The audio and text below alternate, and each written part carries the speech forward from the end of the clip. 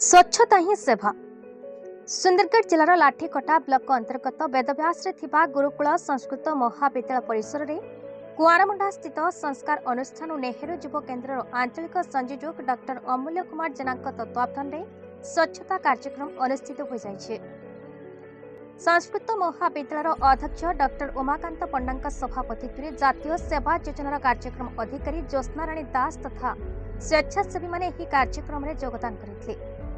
कल्याण सेवा आश्रम महाविद्यालय यज्ञ मंडप परिसर मुख्य गेट पार्श्व को सफाई करते। लोक मानक सचेतन करने स्वेच्छासेवी माने विभिन्न स्लोगान मान देते। स्वच्छ परिवेश सुस्थ परिवेश, भाई भौणी एक हेबा, परिवेश को सुस्थ रखिबा।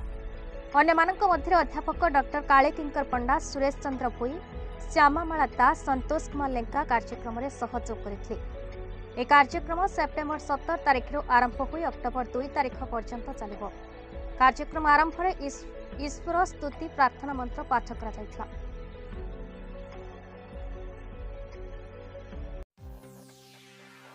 Kamlesh Prasad Mishra report, Bharat news.